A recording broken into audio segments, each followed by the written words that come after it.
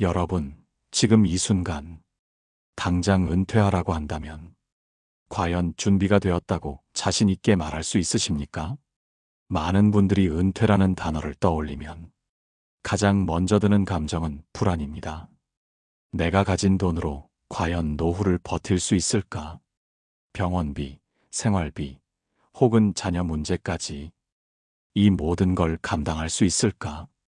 이 두려움이 은퇴 앞에 선 모든 부부의 마음을 흔듭니다. 저는 수많은 은퇴 부부의 사연을 들으며 한 가지 공통된 이야기를 들었습니다.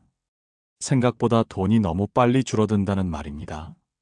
젊었을 때는 한 달 300만 원이 너무 큰 돈처럼 보이지만 정작 은퇴 후에 써보면 그것이 생활의 최소 기준이 된다는 사실을 뒤늦게 깨닫게 됩니다. 한번 일상적인 장면을 떠올려 보십시오. 아침에 장을 보러 가서 과일과 채소, 고기와 반찬거리를 사면 벌써 몇만 원이 훌쩍 나갑니다. 점심에 외식이라도 하면 하루 생활비는 금세 커집니다.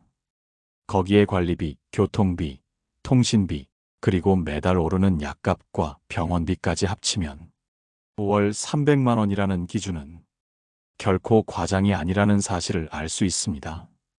저는 상담 중에 한 부부의 사연을 들은 적이 있습니다. 남편은 평생 직장 생활을 했고 아내는 가정을 지켰습니다. 은퇴할 때는 우리가 가진 연금과 저축이면 충분하다라고 생각했습니다. 하지만 몇 년 지나지 않아 생각보다 훨씬 빠른 속도로 저축이 줄어드는 것을 보고 충격을 받았습니다. 특히 예상치 못한 병원비가 가장 큰 부담이 되었습니다. 이럴 줄 알았으면 미리 더 준비할 걸 그랬다. 이 후회가 두 사람의 입에서 동시에 흘러나왔습니다. 여러분, 은퇴는 단순히 일에서 물러나는 것이 아니라 삶의 무게 중심이 바뀌는 순간입니다. 수입은 줄고 지출은 줄지 않습니다. 오히려 시간이 많아진 만큼 지출은 더 늘어나는 경우가 많습니다. 이때 필요한 최소한의 안전선이 바로 매달 300만 원, 그리고 목돈 2억이라는 기준입니다. 철학자 세네카는 준비 없는 자유는 방종일 뿐이다라고 말했습니다. 노후의 자유 역시 준비된 경제적 기반 위에서만 비로소 평안하게 누릴 수 있습니다. 오늘부터 여러분과 함께 부부 은퇴 자금에 대해 조금 더 깊이 있는 이야기를 나누려 합니다. 이번에는 왜 매달 300만 원이 필요하고 왜 목돈 2억이 반드시 있어야 하는지 구체적인 사례와 수치를 통해 말씀드리겠습니다. 여러분, 은퇴 후 한 달 생활비가 과연 얼마나 들까요? 많은 분들이 계산기를 두드리며 집만 있으면 많이 필요 없지 않을까라고 말합니다. 하지만 현실은 그보다 훨씬 무겁습니다. 제가 상담했던 어느 부부의 가계부를 보여드리겠습니다. 이 부부는 서울 외곽에 작은 아파트를 가지고 있고 차도 오래된 소형차 한 대뿐이었습니다. 겉보기에는 돈이 많이 들 것 같지 않았습니다. 하지만 한 달 지출을 꼼꼼히 따져보니 평균 290만 원에서 310만 원 사이였습니다. 어디서 그렇게 돈이 나가느냐고 묻는 분들이 많습니다. 자, 함께 계산해 보겠습니다. 첫째, 식비입니다. 은퇴 후에는 외식이 줄어든다고 생각하기 쉽습니다. 하지만 오히려 집밥을 더 챙겨 먹기 때문에 식재료비가 늘어납니다. 두 사람이 단출하게 먹어도 한 달에 최소 70만 원에서 80만 원은 필요했습니다. 과일이나 고기를 조금만 사도 장바구니 값은 금세 불어납니다. 둘째, 관리비와 공과금입니다. 아파트 관리비, 전기, 수도, 가스, 인터넷과 휴대전화 요금까지 합치면 보통 40만 원 안팎이 나갑니다. 특히 겨울철에는 난방비가 급격히 늘어나 한 달 관리비만 30만 원이 넘는 경우도 있습니다. 셋째, 의료비입니다. 나이가 들수록 병원은 일상이 됩니다. 정기검진, 혈압약, 당뇨약, 그리고 예상치 못한 치료비까지 포함하면 한 달 평균 40만 원 이상은 꼭 듭니다. 한 번 응급실을 다녀오면 순식간에 몇십만 원이 날아가기도 합니다. 이 의료비가야말로 은퇴 후 가장 무서운 지출입니다. 넷째, 교통비와 생활비입니다. 지하철이나 버스를 탈 때는 얼마 안 든다고 생각하지만 외출이 잦아지면 교통비도 꾸준히 나갑니다. 여기에 미용실, 의류비, 경조사비 등을 합치면 또 적지 않은 금액이 추가됩니다. 이 부분은 매달 평균 30만 원 정도를 이런 지출에 사용했습니다. 마지막으로 손주나 자녀에게 쓰는 비용입니다. 명절 용돈, 손주 학용품, 때로는 아이들 집 문제나 경조사 지원까지 더해지면 은퇴 부부의 지출은 순식간에 늘어납니다. 이건 우리 삶의 기쁨이기도 하지만 큰 부담이 되기도 합니다라고 상담하던 부부는 말했습니다. 여러분, 이렇게 계산해 보니 한 달 300만 원이라는 금액이 결코 여유로운 수준이 아니라는 것을 아실 겁니다. 오히려 최소한의 안정적인 생활을 위한 안전선입니다. 부부가 한 달 300만 원을 마련하지 못하면 의료비를 줄이거나 식비를 줄이게 됩니다. 그러다 보면 건강이 악화되고 삶의 질이 떨어집니다. 심리학자 매슬로의 욕구 단계에서도 가장 기본적인 것이 생리적 욕구와 안전의 욕구입니다. 노년의 생활비는 바로 이 기본 욕구를 충족시키는 최소한의 조건입니다. 따라서 월 300만 원은 그저 돈의 문제가 아니라 존엄을 지키고 건강을 유지하기 위한 삶의 기준선입니다. 저는 상담할 때 늘 이런 질문을 드립니다. 여러분은 지금 매달 얼마가 들어가는지 정확히 계산해 보셨습니까? 막연하게 줄일 수 있다고 생각하면 은퇴 후 큰 혼란을 겪게 됩니다. 지금부터라도 실제 지출을 기록하고 현실적인 월 생활비를 파악하는 것이 필요합니다.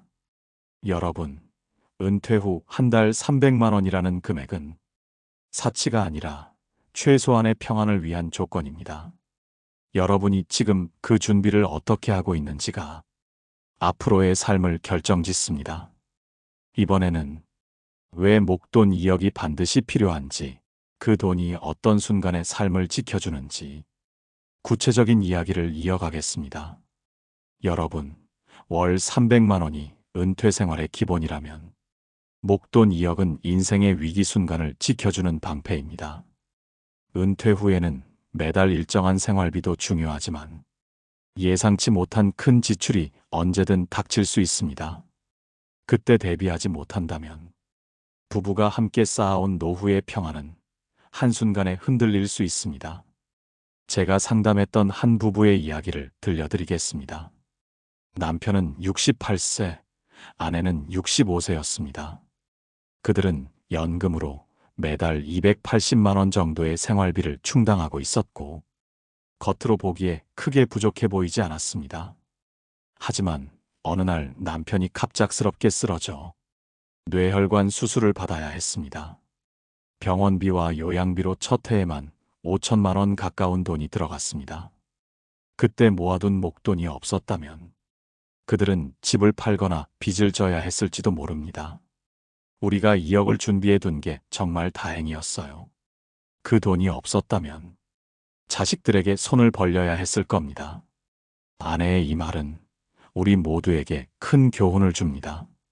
여러분, 목돈은 단순히 돈이 아니라 위기 앞에서 가족의 자존심을 지켜주는 힘입니다. 갑작스러운 질병, 예상치 못한 수술, 혹은 자녀의 위기 상황까지 은퇴 후에는 언제든 생길 수 있습니다. 그럴 때 손에 쥔 목돈이 있느냐 없느냐가 삶의 안정을 결정합니다. 또 다른 사례도 있습니다. 한 할머니는 남편과 사별한 뒤 혼자 살고 계셨습니다. 연금으로 매달 생활비를 충당하고 있었지만 몇 년 전 낡은 아파트에서 누수가 발생해 수리비로 1,500만 원이 들었습니다. 그때 비상금이 없었다면 나는 아예 집을 떠나야 했을 거예요. 그분은 미리 준비해둔 목돈 덕분에 살던 집을 지킬 수 있었습니다. 여러분, 나이가 들수록 돈이 필요 없는 순간은 없습니다. 생활비는 꾸준히 들어가고 예상치 못한 지출은 갑작스럽게 닥칩니다. 노년의 삶은 안정이 무엇보다 중요한데 목돈은 바로 그 안정의 마지막 울타리입니다. 재정 전문가들은 흔히 말합니다. 은퇴 후 필요한 최소한의 비상금은 부부 기준으로 2억 이상이라고. 그 금액은 단순히 계산해서 나온 것이 아닙니다. 의료비, 주거수리, 긴급 상황까지 고려했을 때 최소한의 안전선을 확보하기 위한 현실적 기준입니다. 여러분, 혹시 이런 경험 있으신가요? 갑자기 아프거나 집에 큰 문제가 생겼을 때 당장 쓸 수 있는 돈이 없어서 마음이 조급하고 불안했던 적 말입니다. 그때의 불안은 단순히 금전적 걱정을 넘어 삶 전체를 흔들어 놓습니다. 철학자 공자는 군자는 근심이 있어도 가난하지 않다라고 말했습니다. 그 뜻은 단순히 돈이 많다는 의미가 아니라 준비된 사람이 결코 궁핍하지 않다는 가르침입니다. 목돈은 바로 이 준비의 상징입니다. 그것이 있으면 갑작스러운 폭풍에도 흔들리지 않고 마음을 지킬 수 있습니다. 여러분, 은퇴 후의 삶에서 목돈 2억은 선택이 아니라 필수입니다. 그것이 있어야 부부가 서로에게 짐이 되지 않고 자녀에게 부담을 주지 않으며 마지막까지 품위를 지킬 수 있습니다. 이번에는 월 300만 원과 목돈 2억을 준비하는 과정에서 많은 분들이 놓치고 있는 함정, 즉 은퇴 후 돈을 쓰는 태도와 심리에 대해 더 깊이 이야기해 보겠습니다. 여러분, 은퇴 후 돈을 마련하는 것도 중요하지만 그 돈을 어떻게 쓰느냐가 더 큰 차이를 만듭니다. 저는 상담 중에 늘 강조합니다. 노후 파산은 돈이 없어서가 아니라 돈을 쓰는 방식을 몰라서 생긴다. 실제로 많은 은퇴 부부들이 평생 모은 자산을 몇 년 만에 탕진하는 경우가 적지 않습니다. 왜 그런 걸까요? 그 이유는 은퇴 후 심리의 변화와 깊은 관련이 있습니다. 첫째, 불안 심리로 인한 과도한 절약입니다. 일정한 월급이 사라지면 사람은 본능적으로 불안해집니다. 이 돈이 언제 다 떨어질까? 혹시 모자라면 어쩌지? 이 두려움 때문에 당장 필요한 것도 사지 않고 몸과 마음을 스스로 옥죄게 됩니다. 그러다 오히려 건강이 악화되고 치료비가 더 많이 드는 악순환에 빠집니다. 저는 상담 중에 은퇴 후 고기 한 번 제대로 못 드시고 몸이 점점 쇠약해진 어르신을 본 적이 있습니다. 결국 큰 병에 걸려 수술을 받게 되었고 그때는 더 큰 돈이 나갔습니다. 아끼려다 오히려 더 큰 돈을 썼다. 이분의 고백은 우리에게 큰 교훈을 줍니다. 둘째, 자녀와 손주를 향한 과도한 지원입니다. 부모 마음이 그렇습니다. 힘들다 말하는 자녀에게 선뜻 손을 내밀고 싶습니다. 하지만 은퇴 후에는 무리한 지원이 결국 자신의 삶을 위태롭게 합니다. 특히 집 문제나 사업 지원을 위해 수천만 원, 억 단위로 내어주었다가 정작 자신이 병원비를 감당 못하는 경우가 많습니다. 이때 부모와 자녀의 관계까지 흔들리게 되지요. 셋째, 투자 실패의 함정입니다. 은퇴 후 목돈을 굴리려다 사기를 당하거나 무리한 투자를 하는 경우가 있습니다. 이 정도면 안전하다는 말에 속아 전 재산을 넣었다가 하루아침에 잃는 일은 생각보다 훨씬 흔합니다. 특히 노년층을 겨냥한 금융사기가 끊이지 않습니다. 안전하게 노후를 보내야 할 돈이 한순간에 사라지는 순간 부부는 깊은 절망에 빠집니다. 여러분, 돈을 모으는 것보다 돈을 지키고 쓰는 것이 더 어렵습니다. 그러나 그 지혜는 단순합니다. 첫째, 내 몸과 마음을 위해서는 아끼지 말고 쓰는 것. 둘째, 자녀에게 무리한 지원을 하지 않는 것. 셋째, 잘 모르는 투자에는 절대 손대지 않는 것입니다.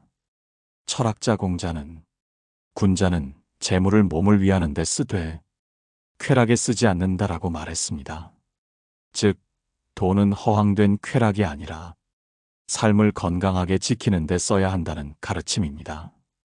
은퇴 후 돈을 쓴다는 것은 내가 나를 존중하는 방식입니다. 스스로를 존중하지 못하면 남은 가족에게 짐이 되고 삶의 품위도 잃게 됩니다. 여러분은 지금 돈을 어떻게 쓰고 계십니까? 혹시 불안 때문에 너무 아끼고 있지는 않습니까? 혹은 자녀를 돕는다는 이유로 스스로를 희생하고 있지는 않습니까? 지금부터라도 돈의 흐름을 점검하고 내 삶을 지키는 쓰임을 찾아야 합니다. 이번에는 부부가 함께 은퇴 자금을 관리하며 갈등을 줄이고 지혜롭게 협력하는 방법을 사연과 함께 말씀드리겠습니다. 여러분, 은퇴 후 자금 관리에서 가장 중요한 것은 부부가 같은 방향을 바라보는 것입니다. 평생을 함께 살아온 부부라도 돈을 바라보는 관점이 다르면 노후의 평안은 쉽게 흔들립니다. 저는 상담 중에 늘 듣는 말이 있습니다. 나는 아끼고 싶은데 배우자는 쓰고 싶어 한다. 나는 자녀를 돕고 싶은데 배우자는 우리부터 챙기자고 한다. 이처럼 생각의 차이는 곧 갈등으로 이어집니다. 한 부부의 이야기를 해드리겠습니다. 남편은 은퇴 후 생활비를 철저히 아껴야 한다고 생각했습니다. 반면 아내는 이제라도 하고 싶은 걸 해보자라는 마음이었습니다. 남편은 여행을 반대했고 아내는 속상해했습니다. 결국 말다툼이 잦아졌고 가정의 분위기는 점점 무거워졌습니다. 이 부부가 상담을 찾아왔을 때 제가 가장 먼저 권한 것은 함께 가계부를 써보라는 것이었습니다.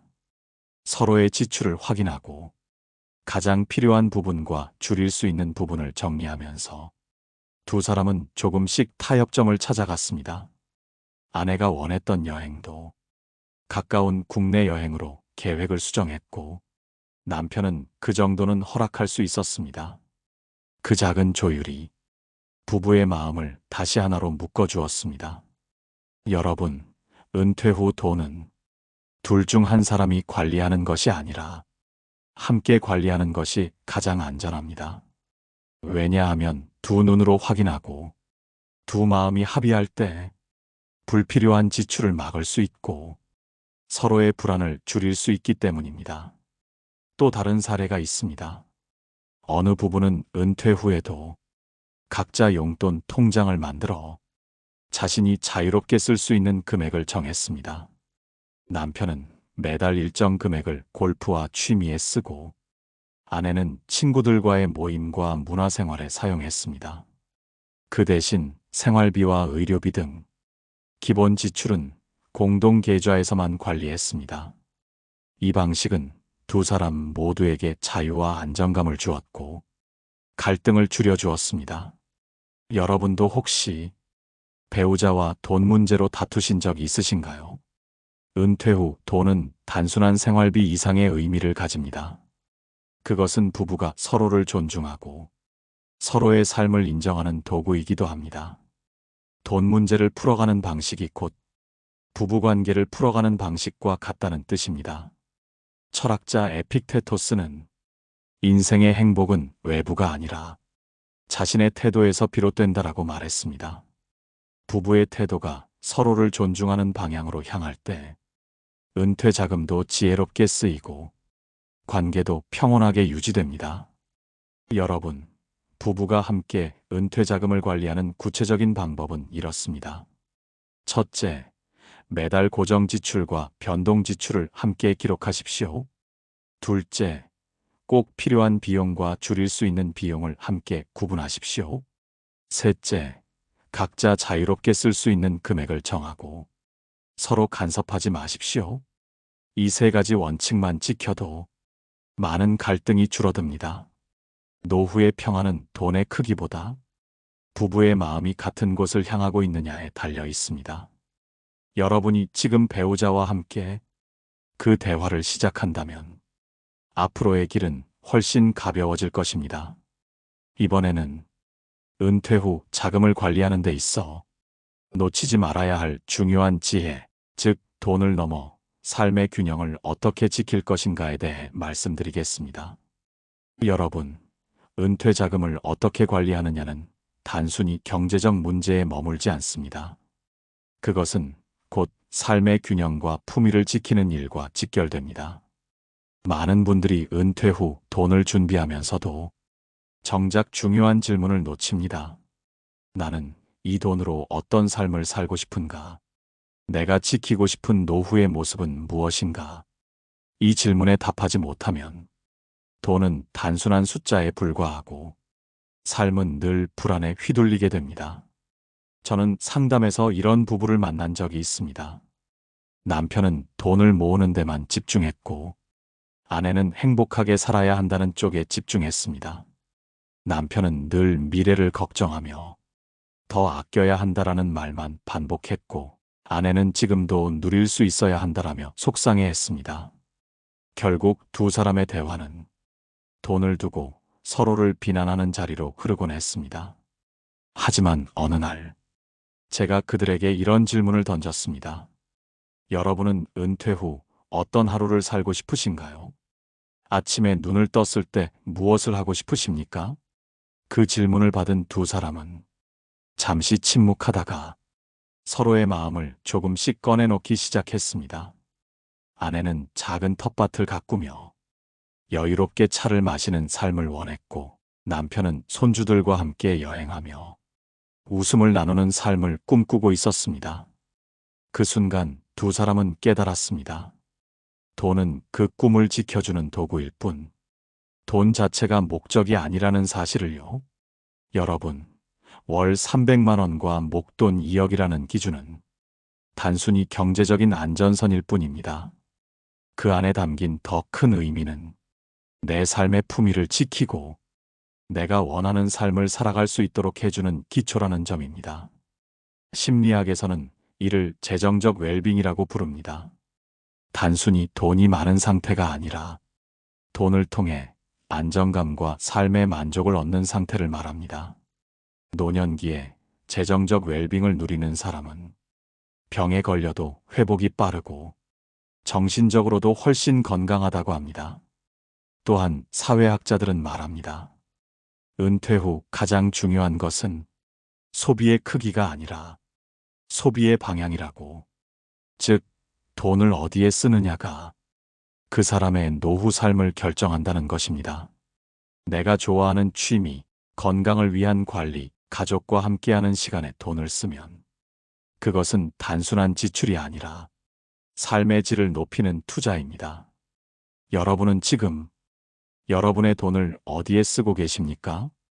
혹시 불안 때문에 지갑을 닫고 스스로를 위축시키고 있지는 않습니까? 혹은 순간의 충동에 휘둘려 정말 중요한 곳에 쓰지 못하고 있지는 않습니까?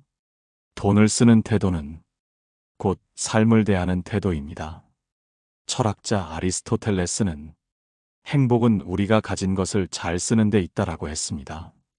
노후의 지혜란 돈을 쌓아두는 것이 아니라 내 삶과 가족의 행복을 위해 잘 쓰는 데 있습니다. 여러분, 오늘 하루만큼은 돈이라는 숫자를 넘어 내가 어떤 삶을 살고 싶은지, 그 삶을 위해 지금 무엇을 비워내고 무엇을 지켜야 할지를 생각해 보시길 바랍니다. 그 깨달음이 여러분의 노후를 한층 더 지혜롭고 품위 있게 만들어줄 것입니다. 이번에는 지금까지의 이야기를 정리하며 여러분의 마음에 남겨드리고 싶은 마지막 메시지를 나누겠습니다. 여러분, 오늘 우리는 부부 은퇴자금 월 300만 목돈 2억이 필요한 진짜 이유라는 주제로 함께 깊은 이야기를 나누었습니다. 돌이켜보면 은퇴란 일에서 물러나는 것이 아니라 삶의 무게중심이 바뀌는 순간입니다. 이 시기를 준비하지 못한다면 우리는 돈의 부족이 아니라 마음의 불안으로 흔들리게 됩니다. 첫째, 은퇴 부부에게 매달 300만 원은 사치가 아니라 최소한의 생활선임을 살펴보았습니다. 식비, 공과금, 의료비, 교통비, 경조사비, 자녀와 손주를 위한 작은 지출까지 하루하루 살아가는 데 드는 비용이 쌓이면 이 금액은 결코 많지 않습니다. 300만 원은 존엄과 품위를 지키며 건강을 유지할 수 있는 최소한의 안전선입니다. 둘째, 목돈 2억은 예상치 못한 위기 속에서 우리를 지켜주는 마지막 울타리입니다. 갑작스러운 수술비, 집 수리비, 자녀의 긴급한 상황까지 언제 닥칠지 모르는 일 앞에서 준비된 자금은 부부의 삶과 가족의 관계를 지켜줍니다. 준비된 자에게만 찾아오는 평안, 그것이 목돈 2억이 필요한 이유입니다. 셋째, 돈을 어떻게 쓰느냐의 문제도 살펴보았습니다. 불안 때문에 지나치게 아끼거나 자녀 지원에 무리하거나 잘 알지 못하는 투자에 휘둘릴 때 노후는 한순간에 흔들립니다. 돈은 모으는 것보다 지키고 잘 쓰는 지혜가 더 중요합니다. 내 몸과 마음을 지키는 곳, 삶의 품위를 지켜주는 곳에 써야 합니다. 넷째, 은퇴 자금은 부부가 함께 관리해야 합니다. 서로의 생각을 확인하고 지출을 기록하고 자유롭게 쓸 수 있는 영역을 인정할 때 돈은 갈등의 원인이 아니라 관계의 다리가 됩니다. 부부가 같은 방향을 바라볼 때 돈은 삶을 지키는 든든한 친구가 됩니다. 그리고 마지막으로 돈은 숫자가 아니라 삶을 담는 그릇이라는 사실을 말씀드렸습니다. 내가 어떤 하루를 살고 싶은지, 내가 어떤 관계를 지키고 싶은지, 그 꿈을 위해 돈을 어떻게 쓰고 준비할 것인지를 묻는 순간, 비로소 돈은 참된 의미를 갖게 됩니다. 철학자 소크라테스는 검토되지 않은 삶은 살 가치가 없다라고 말했습니다. 노후의 삶 역시 검토되어야 합니다. 나는 어떤 삶을 원하고 그 삶을 위해 얼마가 필요하며 그 돈을 어디에 쓸 것인지를 돌아보는 순간 우리는 더 이상 불안에 끌려다니지 않습니다. 우리는 주체적으로 노년을 설계할 수 있습니다. 여러분, 은퇴 후에도 삶은 여전히 아름답습니다. 준비된 자금은 단순히 생활을 유지하는 수단이 아니라 여러분의 품위, 여러분의 자유, 그리고 여러분의 행복을 지켜주는 동반자입니다. 오늘 이 이야기가 여러분 마음속에 작은 울림으로 남기를 바랍니다. 지금 이 순간이 여러분의 노후를 준비하는 전환점이 되길 바랍니다. 만약 오늘의 이야기가 마음에 와닿으셨다면 여러분의 생각을 댓글로 나눠주시길 부탁드립니다. 좋아요와 구독도 눌러주신다면 앞으로도 더 많은 노년의 지혜와 감동적인 사연을 함께 나눌 수 있을 것입니다. 여러분의 내일이 더 지혜롭고 따뜻하게 빛나기를 바라며 오늘 방송을 마칩니다. 감사합니다. 노후에 빛나는 지혜였습니다.